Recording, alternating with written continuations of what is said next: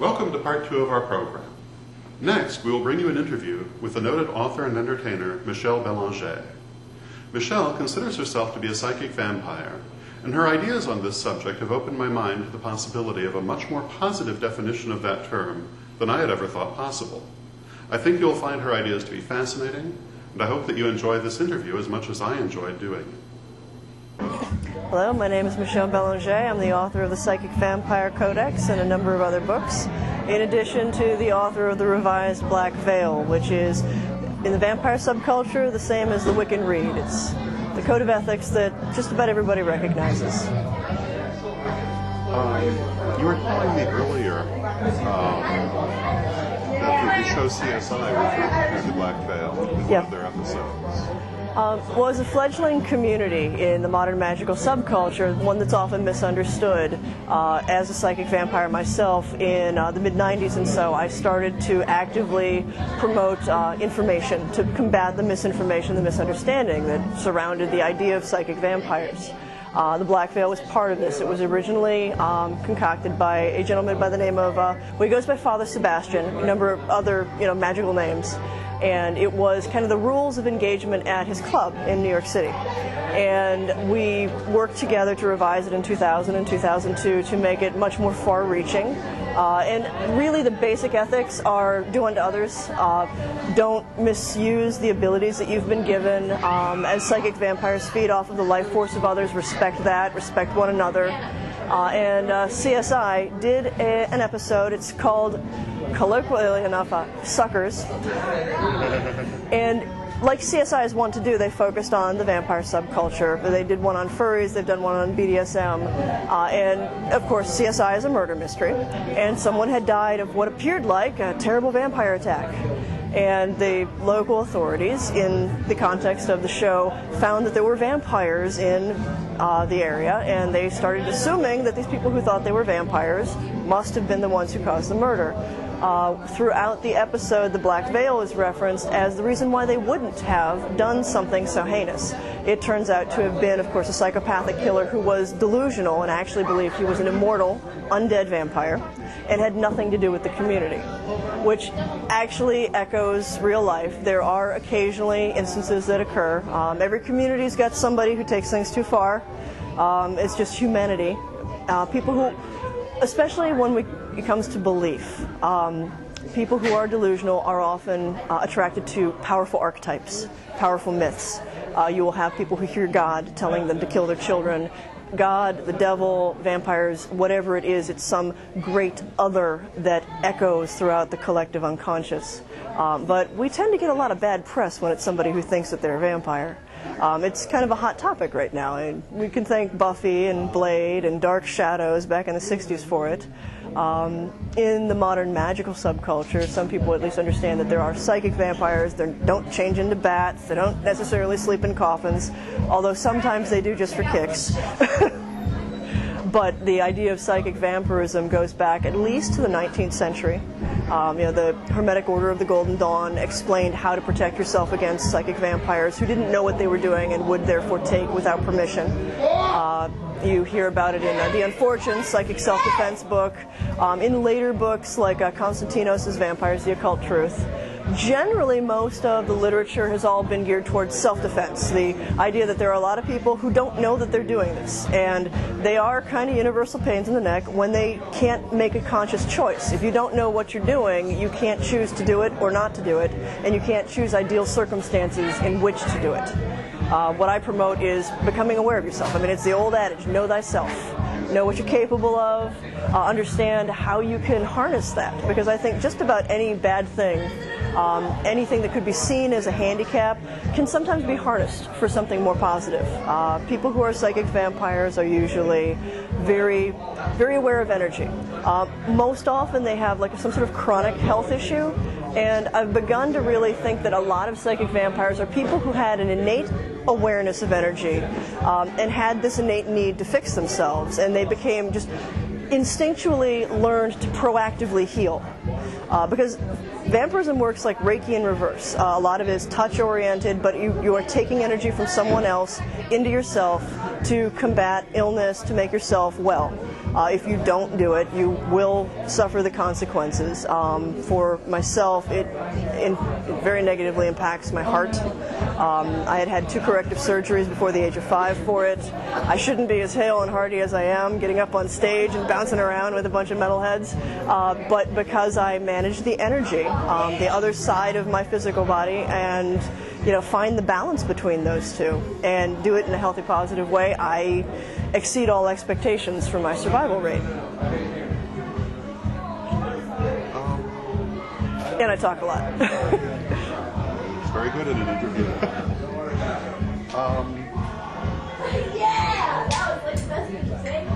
Beyond this, is there anything you would tell people about the vampire community that most people would not know? It is very intimidating to confront the vampire community because standing on the outside, well, first of all, it's really complicated. There are some people who are psychic vampires who are part of the community, but the community is more diverse than that. At this point, what I am defining as the vampire community is the collection of individuals who identify strongly for one reason or another with the vampire archetype. That includes psychic vampires like myself, but it also includes people who are called lifestylers, and those are people who, in some cases, kind of adopt the vampire as a magical identity. Again, it's an ancient mythic archetype. It's kind of the eternal outsider. It's somebody who tests the boundaries. It's a very Promethean figure, also like the Byronic hero. And it appeals to a lot of people who, for one reason or another, usually because they're really intelligent, really creative, they didn't quite fit in, and that speaks to them because they found in their outsider status something empowering. And they use that to inspire creativity, artistic endeavor. You find a lot of artists, a lot of musicians. And you also have some people who are blood drinkers. They are called sanguinarians, sanguine vampires. Some of them maintain a belief that there is an actual physical thing in the blood, like a hormone or something that they need, and they hold out hope that they can get the attention of medical science to actually engage in testing to find out what it is, to see if there is an alternative from taking, basically from self-medicating themselves in small portions of other people's blood. They only do it very strictly from willing people, and there is a whole protocol for testing to make sure that there is not a spread of unwanted diseases. Other sanguine vampires take the blood just as a token for the energy. Everybody, although it is terribly taboo these days, blood is a potent magical substance, and for them it represents the energy that they're taking. My friend Don Henry, who some people know from Mad House, has a really neat way of explaining why he sometimes drinks blood. He'll take a little piece of paper and he writes energy on the paper, and he hands you the piece of paper and he says, read it, and you read energy off of it, and he's like, the paper is the blood, and it is just the conveyor for the energy. And that's the most succinct and eloquent way I've seen anybody describe how that works for sanguine vampires, because it's something that a lot of people go, oh my god, they drink blood? What do they do? And they get images, of course, based on the archetype of the vampire, of somebody like creeping up behind someone and like sinking fangs into their neck, and it's never like that. Actually, a lot of the romanticism is really shattered for people because it's fairly clinical for the people who drink blood.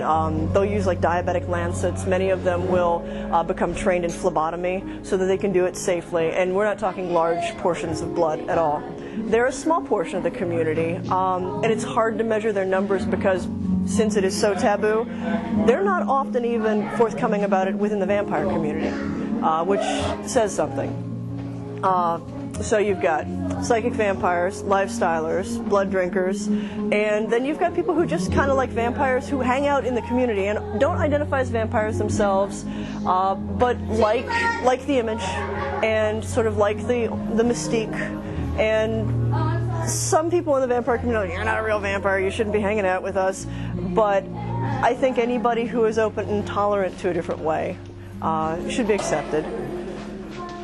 I see in my community echoes of what was going on with neo-paganism in like the 40s and 50s, where you had some people who believed that being a witch was something you were born with. It was like this innate capacity for magic. But as the belief became more widespread, as people became to understand that there were people who were witches, there were people who were like, maybe they weren't from a family tradition, but they identified with this. They felt that they needed to awaken the magic in their life. And I see the exact same thing going on, where we have some people, like myself, okay, I'm a psychic vampire, I can't avoid it, whether I want to or not. And then I see more and more lifestylers approaching it as a spiritual tradition, as an archetype that they can really kind of focus and harness their personal power through. And as a result, you're starting to see a lot more vampire houses, because we had to be different from the pagans. We have houses, not covens. And you see more spiritual paths. A lot of vampires are pagan, or started off pagan and then started tailoring rituals to appeal more to them. And I would say, if I had to make sweeping generalizations for the spirituality that you'll encounter in the subculture, there's more of an affinity with night. There's more of an affinity with darkness and death, not in a negative light. Death as rebirth. Death as something that you can conquer and achieve immortality to. There's a lot of belief in reincarnation. Darker mysteries as transformation. And the people that you see attracted to this are people who have gone through terrible things in their lives, and they've come out the other side stronger for it, and they know that the lesson of the darkness is, if you don't let it destroy you, if you take it and harness it in some positive way, it can be very empowering. And that is the lesson that we kind of have to teach to everybody else. And once we get over the archetype of kids running around in fangs and a cape, then maybe we can have a productive dialogue. For people who encounter this and are really concerned about it, curious about it, have no idea what the heck to think about it, my recommendation is the same thing I tell parents who have pagan kids. Educate yourself. And don't just rely on one source, but actually delve into it and study it as extensively as you can. Talk to people who are into it. Don't remain an outsider looking in, because you never get a good view of anything you're looking at like that. Also keep in mind that every writer, myself included, has their own perspective and their own way of explaining things, their own take on things. So you can't get just one person's writing and really get a full picture. So you have to see everything that's going on. I wrote my own book, the Psychic Vampire Codex, which started to introduce this whole community and these ideas to people. But it's, again, my perspective. So one of the things that I've been working with, and Llewellyn was kind enough to pick up this idea, it'll be coming out in the fall, and it's an anthology series of other people in the community and their ideas, their traditions, what they do. And I was amazed, but they were acceptable enough. They have blood drinkers. They allowed me to have people who are sanguine vampires tell their stories as well, which is something that we've never been able to get that in print through any kind of formal publisher, because they're so worried about the legalities and kids going to run around doing things that they shouldn't be doing. But these are well-respected people within the community, people who've been around since the inception of it as a community. Names that to outsiders won't mean anything, but Sanguinarius, Sphinx Cat, Larry of Darkness Embrace, who's not a blood drinker but who's very involved in things. And all of these people have kindly come together and kind of come out of the shadows and are telling people, this is who we are, don't be afraid, we don't bite, well, unless you ask nicely. Yeah, I know, I always hate saying that, because I want to say, it's okay, I don't bite, but, well, sometimes, but that's complicated. I will say the strangest book signing ever happened.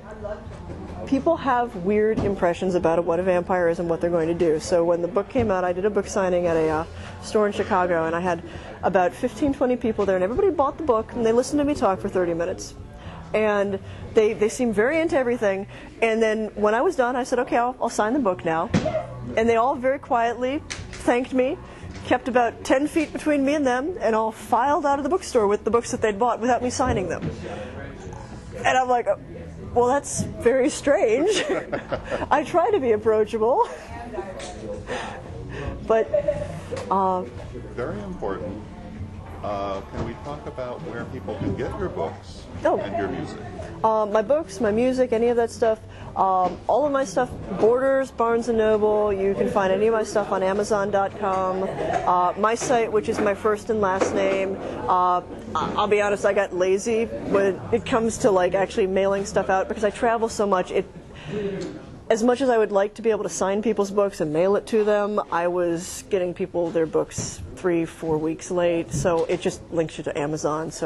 And Amazon, I gotta say, you can save $5-6 per book, and I don't have a problem with people saving money on the books. I know a lot of the people who need to read these things are on a budget. One of the other things that I did, because the information is so important to me, is there's an earlier version of the Codex. Weiser was kind enough to allow me to make this copyright free. I donated it to Sacred Texts online, and it is online and free, and if you can't buy the book for whatever reason, the basic information is there. And I also host a site, Keperu.org, KHEPERU.org, and that has tons and tons of articles on everything from ghosts and spirits to, of course, vampires and energy work. And I really do believe information should be free. The band that we saw, EarnCentral.com. You can get their CDs at cdbaby.com. They do have national distribution. Rotting Corpse Records. I do a side project with Nox Arcana, which is lighter. I have this operatic vocal, and I get it into my head to like sit down and like just do fun projects. So Nox Arcana, I did a CD called Blood of Angels with them, and noxarcana.com. Honestly, if you're really curious, if you Google Michelle and Vampire, I'll come up for like the first 15 pages. It's kind of embarrassing. Thank you very much. Thank you very much. Good questions. I've had a great time out here too. So I look forward to popping over and saying hi to people. I travel so much, though, it's getting pretty exhausting. Well, that's our episode for this week, and we hope that you'll join us again next week on Living the Wiccan Life, the reality show. Thank you, and may you blessed be.